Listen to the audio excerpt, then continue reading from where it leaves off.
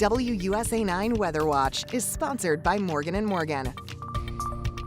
Well, hey there, I'm meteorologist Michaela Lucero. Heading into your Monday, we've got a chance for some showers and storms in the later part of the afternoon and evening. Waking up, though, we're going to be dealing with some comfortable temperatures for some of us and maybe a little bit of those sticky temps for others. 72 to start off your Monday morning in D.C. It's going to be a little humid out there as well. We'll be at about 70 in Baltimore, upper 60s for Hagerstown, as well as Westminster into Martinsburg. That's where things start to cool off a little bit. We're going to be in those low 60s out there. And in Petersburg, you're going to be at 64 to start off your Monday morning. Now, we do have a chance for some significant weather as we head towards the later part of the afternoon and evening. So let me walk you through your forecast here.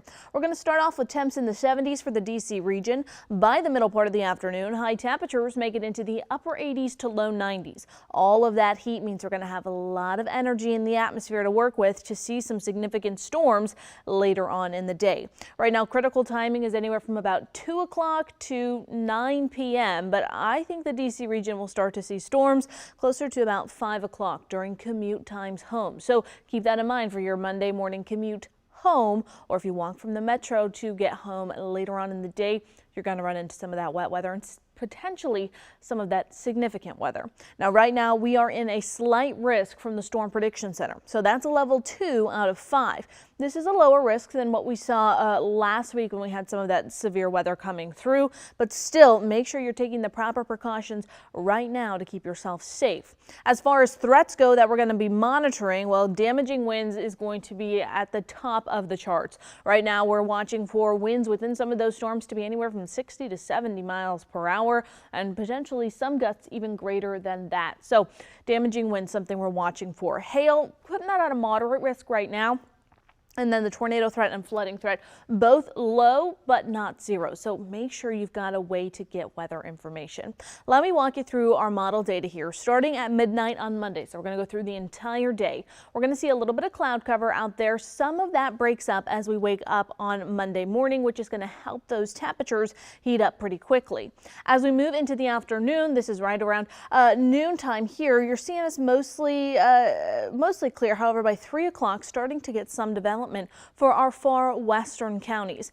That's all coming out ahead of a frontal system, and that will continue to progress off towards the east. This is right around 5 a.m. and notice it's a fast moving system, 5 p.m. By 5:30, we are already starting to see these storms along the I-95 corridor ranging from D.C. south to Fredericksburg with pockets of moderate to heavy rainfall. And we're also going to infer that there could be some of that hail within some of those storms. So if you tend to get out on the roads between about 5 and 6 o'clock, commuting anywhere outside of D.C. or maybe you're driving into D.C., you're going to be dealing with some of that significant weather. So something to keep in mind. Might have to delay your trip home. You might need to bring it a little bit earlier on in the day so you can avoid some of that significant weather. It heads off towards the eastern shore by about 7 o'clock, and then we clear out from that initial round.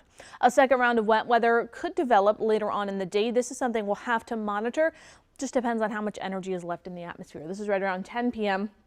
Cumberland and just to the west of Hagerstown, dealing with some of that redevelopment. And then we'll watch those pockets of heavy rainfall progress off towards the east, but weaken along the way. This is midnight on Tuesday, and that rain heads just to the north of D.C., more for the Baltimore region. We're going to keep a very low rain chance in there for Wednesday, as well as scattered showers are expected. So what can you do right now to make sure you're prepared for the storms on Monday? Have a way to get weather information. Of course, I recommend our WUSA 9 app. Just when you download it, or any weather app you download, make sure you allow location and notification services. So if there's a storm in your area, I can send you an alert to let you know.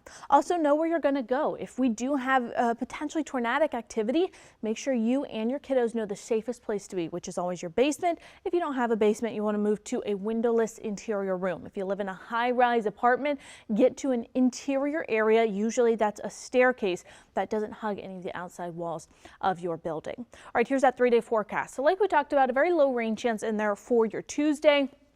And then Wednesday, it is spectacular.